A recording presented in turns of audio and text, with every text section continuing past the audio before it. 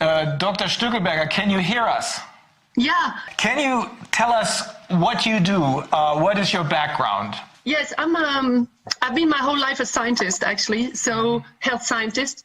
I started in biology, then I have a complicated CV, as many women who survive in the academic world, but mainly I've been doing research and training, teaching my whole life, but more so, more and more, since very early on, I was in WHO, doing my master degree on mental health differential in diagnosis, cross-cultural diagnosis, which I even posted on my website.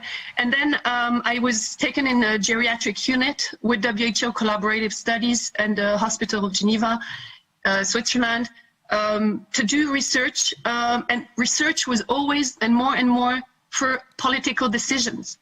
So since the 90s, I've been deputy director of the Swiss National Program on Aging, 12 million francs, and we had to do science for politics, for politicians, decision-making, and for the people.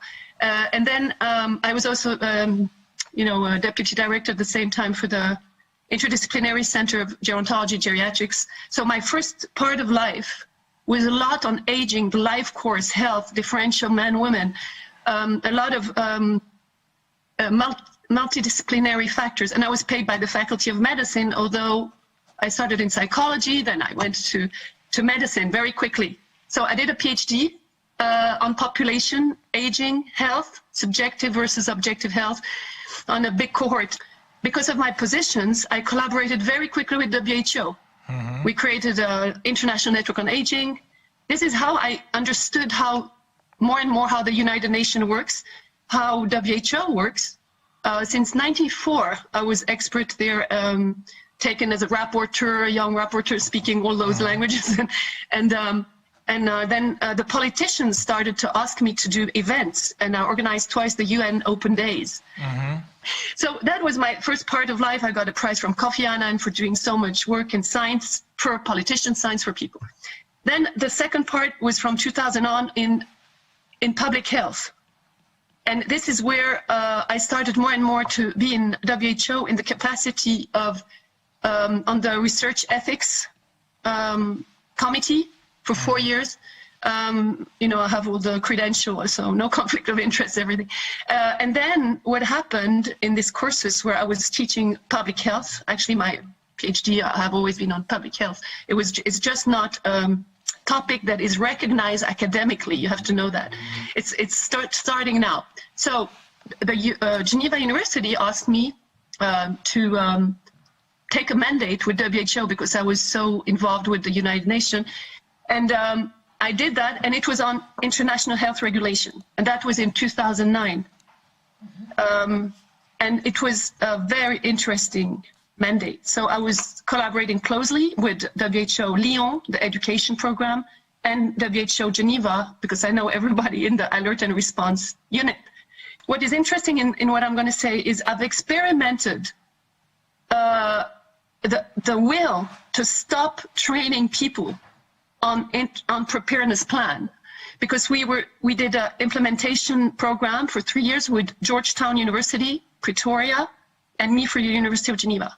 It was, the whole international health regulation is to prepare countries and member states to be ready for a pandemic, to prevent a pandemic, and to act quickly and readily. Mm-hmm. So the aim then, I thought, was very noble and very good. And I said, I helped WHO Europe to also do preparedness plan for the Eastern Bloc during a workshop. I have all the documents, I have everything. And then we won the renewal of the mandate of 3 years in 2013. And suddenly they announced that there is no fund. Japan has not paid for that. When we had not trained all the regions at all, we had trained part of Africa, part of Saudi Arabia, the Middle East, Europe part, America part, but it was definitely not, and I always said we should do a publication of training, and they never did. I did one for ethics. So I saw there that there is something wrong already.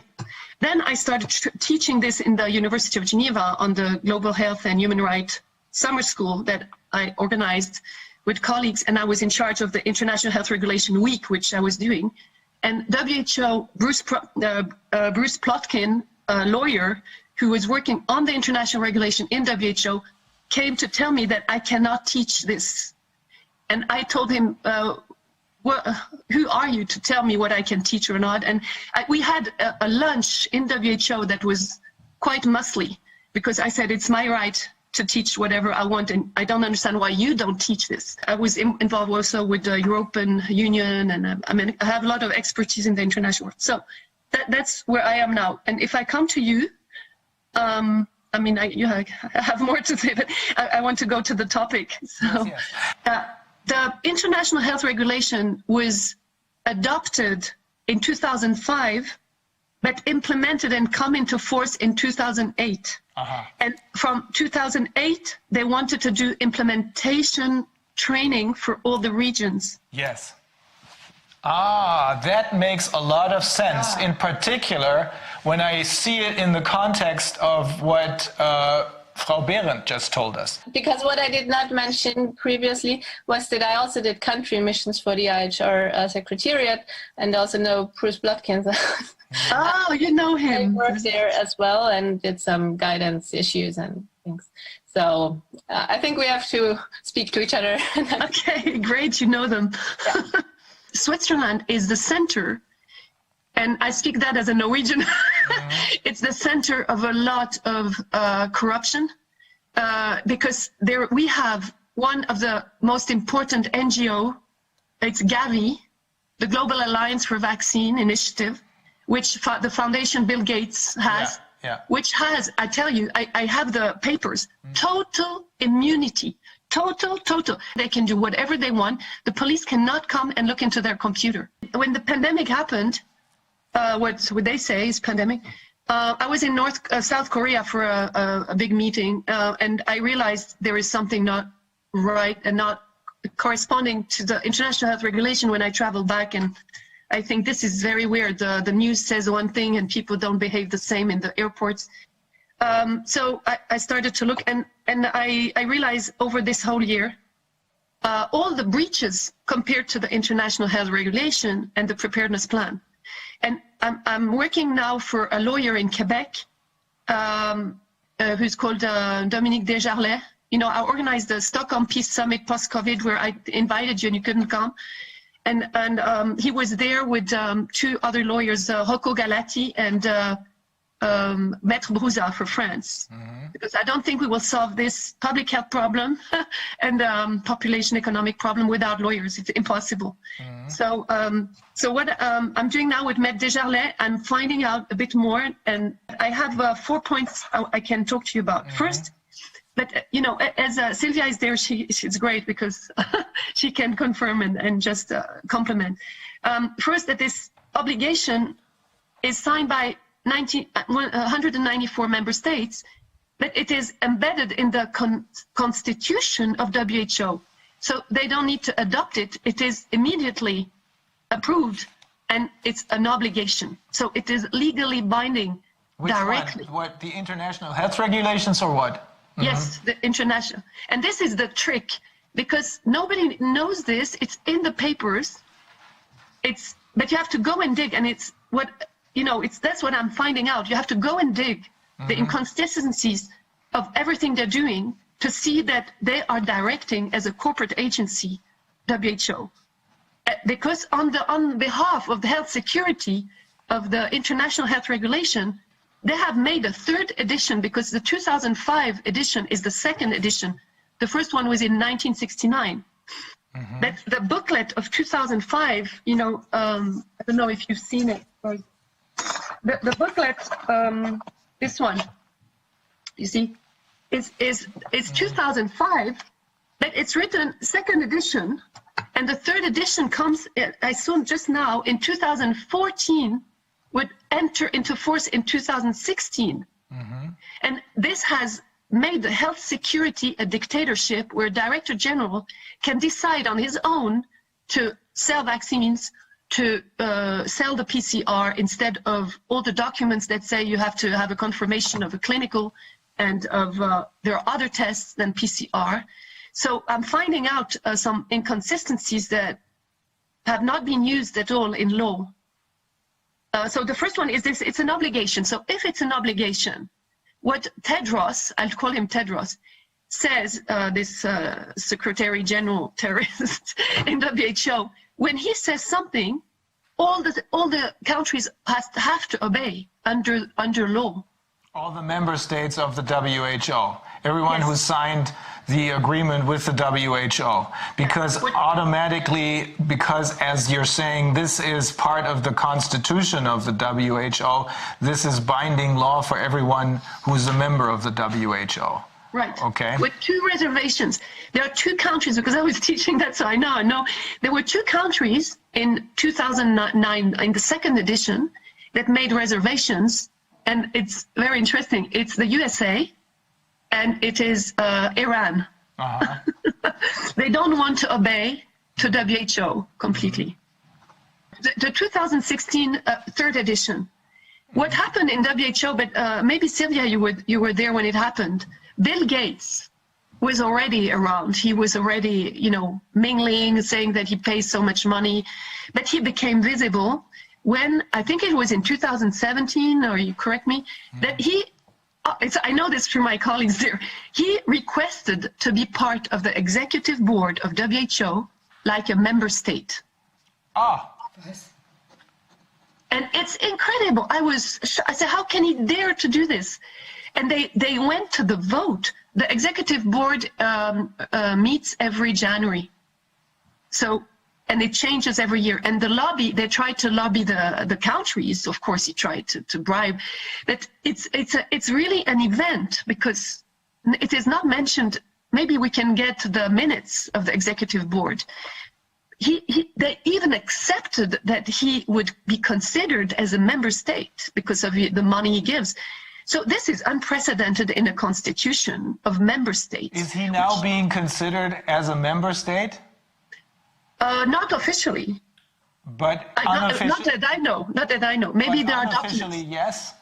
And that's probably because that's why he has this immunity, right? He has total immunity in Switzerland. Okay. Unofficially, he probably holds that kind of status, right? Yeah, yeah. I can tell you why it is very suspicious is because I think he has done something with every member state, the same contracts. What I found out with Swissmedic is the FDA of Switzerland, is because I gave the paper to a journalist and now I don't even find it. I can't find it. The Swissmedic has signed a contract with Bill Gates and WHO. Aha. And this is abnormal. So basically he literally tried to lobby himself into the WHO as a member state to basically found the country of Bill Gatestan. That's basically what he did. I mean, at that point he would have been basically a one-man country. Yes, he can be a dictator because he can influence the... But the fact that he was not accepted by vote, that's why the minutes would be very interesting. By vote to be a member state, he then started to sign papers for countries. That's my hypothesis, because he did it with Swissmedic. So WHO, Bill Gates, and the country in charge of accrediting treatments and vaccination are signing contracts. So he didn't get in official capacity. He didn't get voted in. So then he tried to circumvent that and just basically went around the middleman. Well, yeah. How can you, if you're a country, sign a contract between three signatures, Bill Gates, a country, and WHO? Because WHO signs with countries, but not, and even that I find pretty weird. You know, why does WHO have to sign with a country an agreement? I don't know. You see, this is a corporate agency doing that, but not WHO. I mean, correct me, Sylvia. But that WHO accepts to have a company, a private company, selling a merchant, signing together the three to make the surveillance and to choose the medication. I think that, Swissmedic had posted it on the website. I think that every country, that's my hypothesis, they have done this everywhere. That's why everybody says the same thing in the train, the same message. every week there's the same thing happening. Tell us more about this immunity. How does this work? Yeah. Okay. I can find again the document. It's also in German because Switzerland is also in German, and you can have a look. It's shocking. It's the normally NGOs, because I have been an NGO and I'm an NGO activist with academics in the UN since 20 years. An NGO has a status of accreditation to the United Nations. You can come and speak, you're an observer, but you cannot intervene in many things. And you don't have immunity. If you open an office, you are submitted to taxation. GAVI has no taxes to pay. This is very strange. Switzerland is hosting an NGO, international, who doesn't pay taxes and who has total immunity. There are clauses in there. You can just read them. I will find it for you. The police cannot come and take a computer. If there is a criminal problem in the office, the police cannot get in. So they're criminally immune. Yes, criminally immune from any criminal sanctions. Yeah, I just looked it up. They have qualified diplomatic immunity. Aha. Within their area of operations since. What's the name? I think they have qualified diplomatic immunity, and they don't pay taxes since 2009. I just looked it up. They ratified a law in Switzerland in 2009. Genau, darf ich das nochmal bestätigen, das weiß ich auch alles und das ist auch Untersuchungsgegenstand dieser Shared Responsibilities Untersuchung. Sehr gut. Von daher weiß ich das nämlich, dass die es aufgenommen hat. Das ist von 2014 die Arbeit. Und ja, also wie gesagt, ich kann das nur bestätigen. Was I looked it up because you just said nobody knows about that. It's actually even published on Wikipedia. Yeah, but people don't know it because nobody cares. Because obviously, that's the thing. Nobody cares. Nobody. In the details, we don't even think that it's possible. Yes, exactly. As citizens. That's why we're not thinking about that. That's why we're not thinking about where is the basis for all this. Because we simply accept what is being told. And now we're going to start thinking, and I think many more people are going to start thinking, because this is extremely important information. Everything is out there in the open, but most people don't want to see it because they don't believe that that can be possible. And I mean, it's not about saying that anyone's doing, running around harvesting organs from African children or something like that, something horrible like that. Nobody's claiming that Bill Gates is doing that or anyone is doing that. But he could.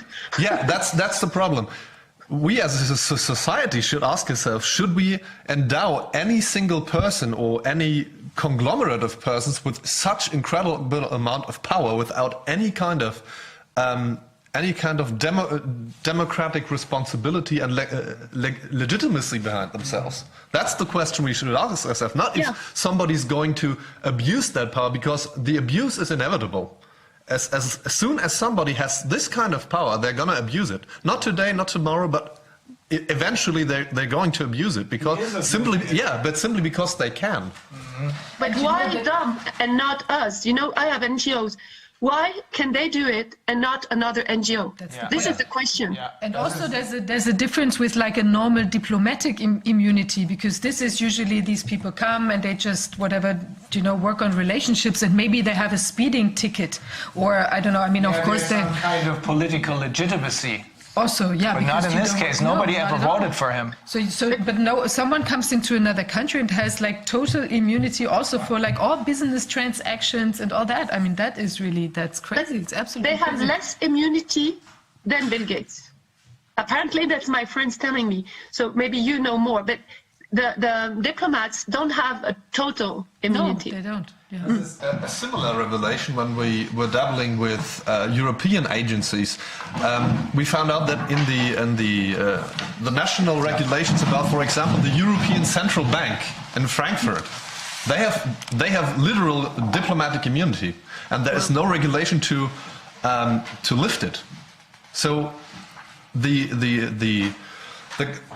head of the European Central Bank, for example, if he says, I don't want any kind of seizure of my computers, or I don't want the police in here, they can't go in. Yeah. It literally says that in the law. When he says no, they can't do it. Yeah. And that's basically the same for every European agency. And there are no regulations in place, who would be responsible to lift that immunity? It's not even conceptually possible to do that. And here it's the same, but at least with European agencies, you have at least some kind of democracy behind it. And here it's just, well, now there's immunity and he can do whatever he wants. And the extent of this is much bigger because I know also that in Basel, they have the Bank of Settlement. Yeah. Which is, I think, a very important organ of this whole International Bank of, IBS, I think. Which can take the property away from people or something like that. I'm not a specialist in that. But what I'm saying is that it's not only GAVI, it is a whole system organized. And it's very interesting to look at the historical chronology. Because in 2009 was the first year of the implementation of this huge health security governance. And that's when Bill Gates started to sign things and started moving. That's how we just learned about these public-private partnerships. I mean, I've known for a long time that this exists, but from what Frau Behrendt told us, it becomes very clear that the private part of this public-private partnership has taken over control. And not only have they taken over control, they're immune from everything. They're not responsible for anything. This has got to stop.